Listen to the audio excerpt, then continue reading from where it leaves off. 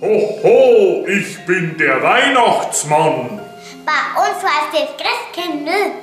Aber ich hab auch ein Geschenk mitgebracht. Da schau her. Hast nicht was gesagt?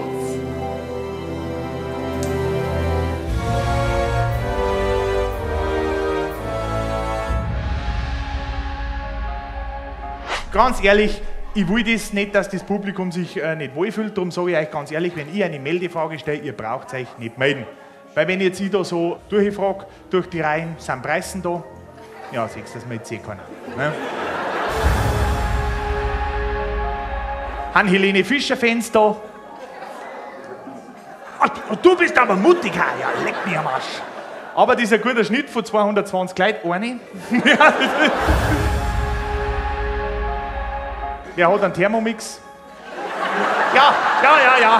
Du, bei dieser Frage, genau bei dieser Frage, weiß ich, dass das Publikum mir anliegt, weil wenn ich nämlich die Gegenfrage stelle, wer hat keinen Thermomix, meldet sich wieder keine Sau. Verstehst du? Ja.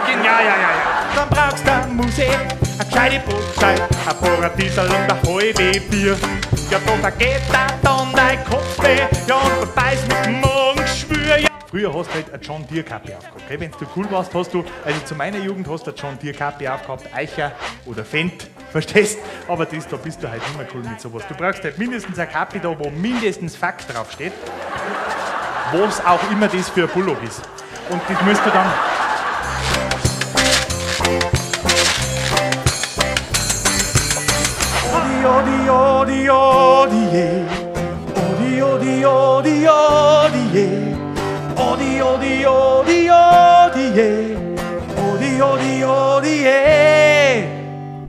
Sie ist sauer, mitten in der Nacht.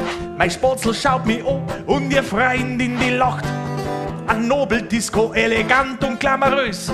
Gott, ich bin falsch gekleidet und meine Frau, die schimpft mich bös. Was ziehst denn du? Klapperl an, wie kommst denn du daher? Jeder tragt feine Lackschuhe und du alter Bär, was ziehst denn du? Klapperl an und weiße Tennisstrümpf.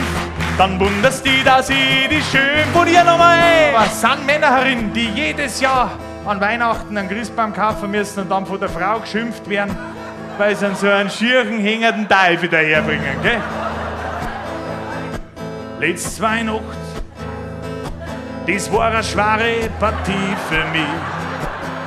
Wenn ich einen Christbaum kauf und alles ist verglaubt. Letzte Weihnacht, war eine schwere Partie für mich. Ich hab keinen Christbaum nicht gefunden. Mein Spatzel hat's mir nicht geglaubt, ich hab mich geschimpft. Und sie so, wenn's noch einmal ohne Baum kommst, dann sind wir gescheiterte Leute.